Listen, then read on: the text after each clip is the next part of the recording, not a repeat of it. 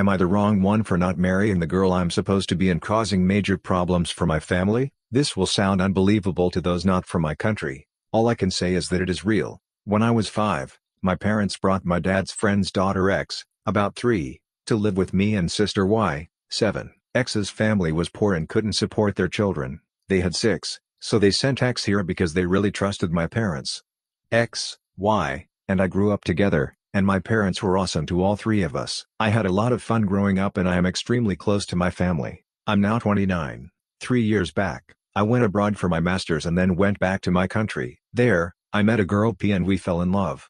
I'd like to propose soon and felt like this would be a good time to introduce P to my family. Why, I already knew of her and P just graduated. This weekend I told my family that I would like for them to meet someone special and set up a video call. No idea who they were expecting. But when they realized P was my girlfriend, everything just blew up. Apparently, they had already discussed and arranged my marriage with X years back, and she was the one I would have to marry. X was aware. Her father had told her.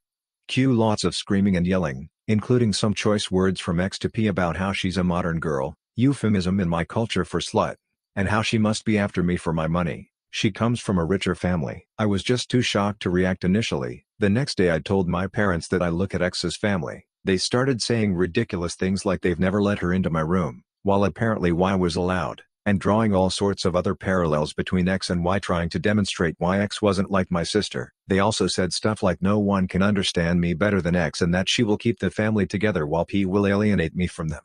They also told me I'm ruining the family. X also cried non-stop and then shut herself in the room, accusing me of not wanting her only because she was poor amongst other things. She also said no one from her village would marry her now because her family has told everyone back home that she's going to be marrying me. My sister was not aware of any of this either. Now, I told X I don't care that no one will marry her from her village. It is a likely possibility, or that her life is ruined.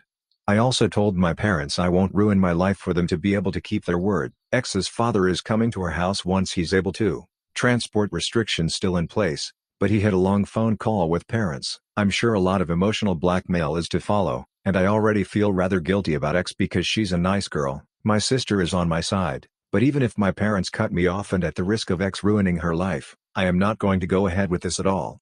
Am I the wrong one? Edit. A lot of people asking me where I'm from. It's a Asian country. Just don't want to say if it's the exact place you guys are asking about. X was apparently aware I didn't know, but she was told by my parents and hers that I'm a family man and will do the right thing, so there's no need to worry. She's basically accused me of wrecking the family too. My sister is really upset on my behalf, and also that she wasn't told any of this. My sister's family, her husband and his parents, have said if there's any sort of confrontation, they'll be there to back me up. Not sure if this detail counts, but P is also from my country, but also came abroad to study. So that's not a reason as to why my parents are unaccepting of P. They just want me to marry X. Not the wrong one. Although to some extent it sounds like X is a victim here too, so I think saying you don't care that no one will marry her from her village was a bit harsh. She's obviously been given the impression that you are on board with the idea of marrying her. Your parents are at fault here. If they didn't want you to see X as your sister, they probably should have told you that a few decades ago. Not the wrong one for rejecting an arranged marriage. End of story. Am I the wrong one for not wanting my parents to adopt another teenage girl? I, 15 years old female, live with my parents, mid-40s, and my brother, 9 years old male. It's always been a dream of my parents to adopt. Me and bro are bio kids, and they had come to the decision that they want to adopt an older kid. They got matched with Jess, who is 13. Due to the current situation, she is not living with us, but we've met before and she spent a weekend with us in January. Jess, despite sometimes being sweet and kind, is very high maintenance and has a lot of anxiety and anger problems. She can go from 0 to 1000 really quick. During her stay, she got triggered by something when we were in public. She and I went to a clothes shop and my parents were in a cafe nearby. Some guy accidentally grabbed her by her shoulder as he thought she was his daughter, and he apologized immediately, and started screaming. I was the only person there, and I tried to calm her down, but she ran off. She was found, shaken, but safe, an hour later. I then got grounded as I had failed in being responsible for my sister. I said I didn't have a sister. My parents were angry about this and said that how dare I be rude about her. Don't I know how much she's been through? She's had other outbursts, but none so huge in public. She can be cold and untrusting and was very clingy to my parents. I do admire her, and think she's very brave, but I don't want to live with her. My parents call Jess often. I often say hi, and try to be civil and supportive, but it seems like the only thing my parents can talk about is Jess, and how brave she is, and she isn't even here yet. We live in a 3-bedroom house, and my parents promised to move to a bigger one later this year. Recently, my parents broke the news to me that Jess will move into my room, and I can pick whether I want to share a room with bro, or Jess. I don't want to share with either. My brother is messy, loud and is your average 9-yo boy, and Jess has night terrors and screams the house down, and it's enough having to open my house to her, but I value my privacy a lot and don't want her in my room, which is like my special place. I was crushed. I asked if we were still moving, and my parents were like, "We like this place and have no solid plan." I freaked out and was like, "You guys are forgetting you have another daughter and are too excited about the shiny new one to remember that the one you have has feelings and boundaries, and if you're changing everything I've ever known, at least I deserve to be listened to. If this is how life's going to be, I don't want to have a sister." Good to note, my room is big enough to have a wall put in, and my parents considered it a few years back. I would be happy with that. They refuse, even though we can easily afford it, because it is too much effort. My parents are offended that I'm not being welcoming towards my sister, and I'm offended that the life I knew is going to be turned upside down, and I'm not going to have the thing I value most, my privacy. Am I the wrong one? Update. This blew up. Enough to reach Jess. She called me and we had a good heart-to-heart. She was unaware of the situation, and felt really uncomfortable about it. We had a family meeting via Skype to explain to my parents why this was a bad idea, and showed them some of the comments in this thread. They apologized and they said they would try to improve their behavior. We asked to put up a wall, and they agreed. My father is currently watching a video on how to do it lol. Jess also says hi to everyone, and thanks you for looking out for her. Not the wrong one. I bet your parents think that taking in Jess is such a kind thing to do. They can't possibly be wrong and everyone needs to just get on board. However, you are a person and your feelings also matter. They are being really heavy-handed and not making any effort to make you comfortable. Can you ask them to attend family counseling before Jess arrives? If they refuse, do you have access to a social worker or someone as part of this process that you could talk to? Hearing from an independent professional that they need to consider your feelings might help them understand. Not the wrong one. They absolutely shouldn't be forcing you out of your room, or forcing you to share it. If all children can have their own rooms, they're not ready to adopt. They're not asking 2 small children to share, they're asking 2 teenage girls who aren't biological siblings, haven't grown up together and one has complex needs. Or for a teenage girl to share with her younger brother, which is completely inappropriate. Put your foot down and insist that it's your room, and you're not moving or sharing. Either they find a solution or the adoption cannot go ahead. Am I the wrong one for only going out to eat with my uncle after the rest of my family disagreed with my restaurant choice? I, F21, am currently living with my uncle and his family while I attend university. In my family it's tradition for everyone to invite out their family for their birthday. The person celebrating their birthday pays. My birthday was yesterday and luckily restaurants here have already opened up. About a week in advance I chose a Moroccan couscous restaurant and made a reservation. I briefly mentioned it to the rest of the family at dinner, but I don't think most of them were listening. 2 days ago I reminded everybody where we were going. Everybody except for my uncle started to complain about the choice. My extremely picky cousin, 17, apparently hates Moroccan food, even though I don't think he's ever tried it. My aunt is uncomfortable with going to that kind of restaurant. My other cousin, 26, is a vegan and didn't think he would be able to eat a lot of things, and his girlfriend didn't want to eat there because she's on a raw food diet. My other cousin is apparently on a diet and didn't want to go somewhere where she could get a salad. It didn't really bother me that they disagreed with my choice, but what bothered me was that they hadn't even tried the food or looked at the menu, but already didn't want to go. They asked me to change my choice and instead that we could go to a nearby restaurant that they go to every week and that I don't really like.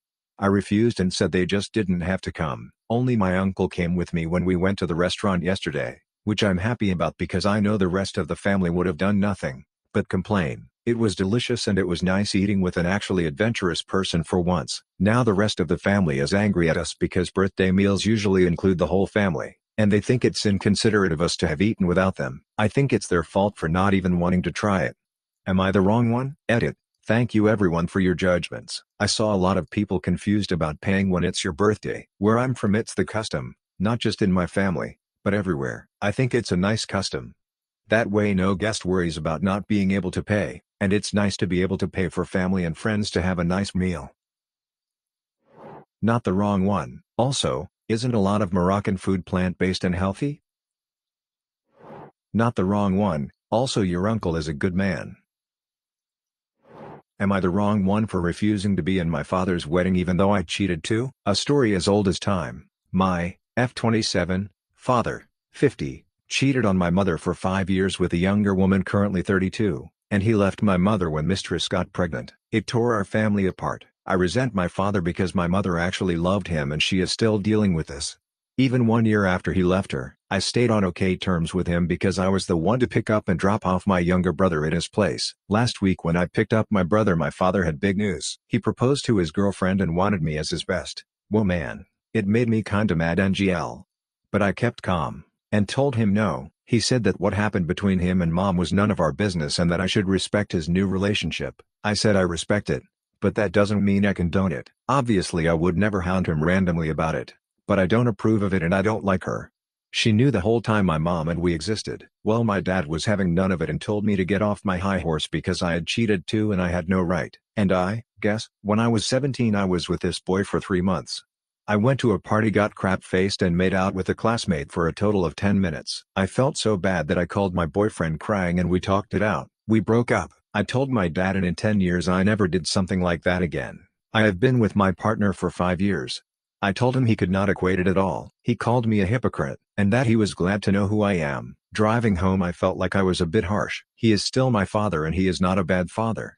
I just don't want to be in his wedding. I would still go, but am I the wrong one? Not the wrong one. You kissed another guy once when you were still a kid. Your dad hid the fact that he's been screwing another woman, did it for 5 years, and knocked her up. The situations aren't even comparable. Your dad is trying to manipulate you by saying you cheated too. The situations are not the same. He's the a-hole. Not the wrong one. You were 17 and made a drunken bad decision for 10 minutes, then felt horrible about it. He was in his 40s with a wife and children, made a calculated horrible decision for 5 years, and doesn't seem to feel bad or accept responsibility. Not the same thing at all.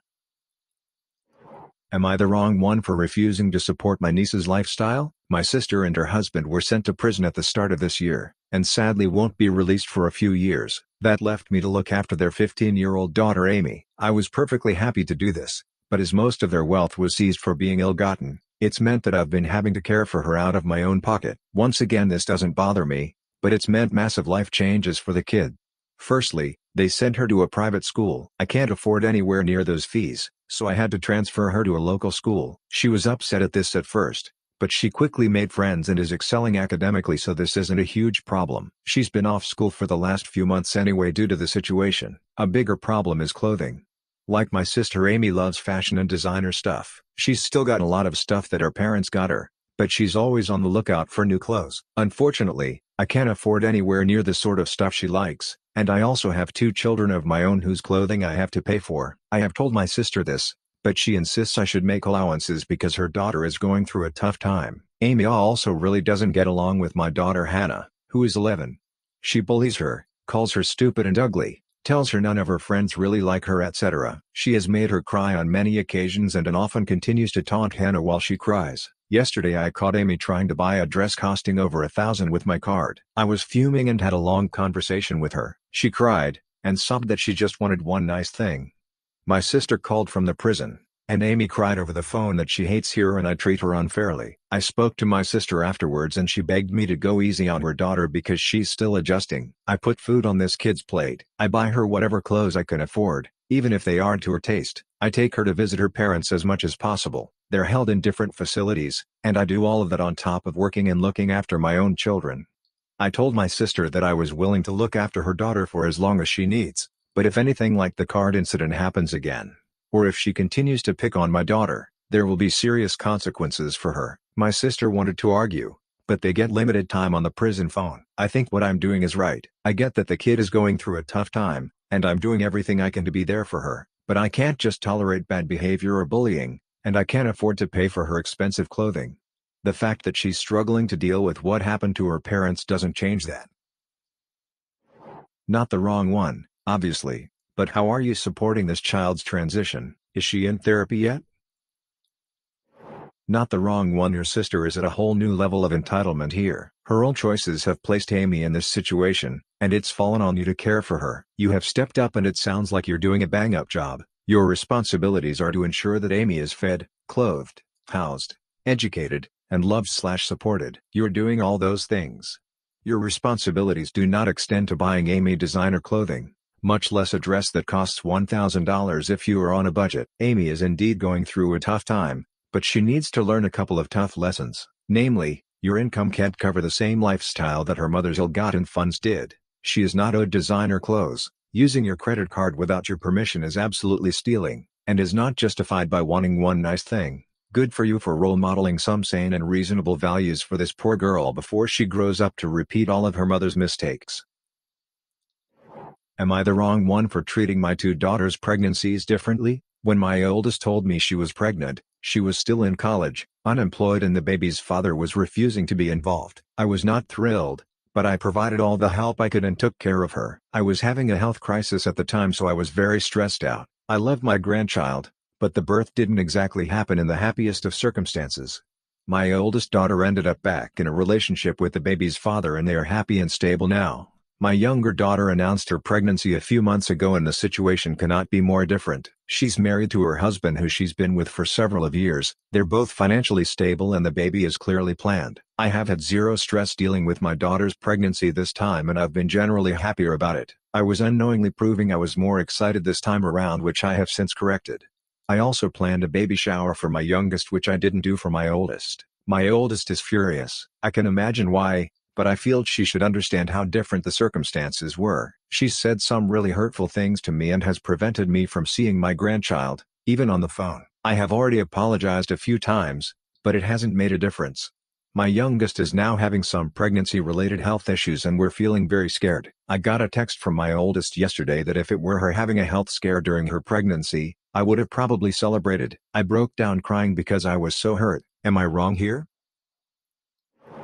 Not the wrong one based on your version of the differences between pregnancies. I was like your oldest daughter and my sister was like your youngest. While you are not the wrong one, your oldest daughter is probably feeling hurt and somewhat jealous right now. It can be hard to be the kid seen as the F-up. Even if you don't see your oldest that way, she probably feels that way and watching how you've treated the youngest has exacerbated it. Oldest could be handling it better, but she is probably feeling a storm of emotions as well. Sister competition is lifelong and can be rough sometimes. Everyone is wrong here. You definitely were the a-hole with the oldest's pregnancy. Not planning a baby shower and then doing so for your youngest is terrible. And that is probably just one of many ways that your different feelings for the two pregnancies showed. Your oldest is playing dirty with her comments about her sister's health issues and withholding the grandchild. I'm curious if your apology was a heartfelt and earnest one. Of it was more of a "I'm sorry, but I hope you guys can work it out." It sounds like there needs to be a good heart-to-heart conversation. ETA, to those replying and focusing on just the shower. It's not just the shower, that is just one example that the OP provided. For your daughter, years later, to feel like you'd celebrate a health problem during her pregnancy is quite telling. That feeling didn't develop spontaneously, it's rooted in the way OP treated her during the pregnancy. Thank you all for listening. Have a great day. See you later.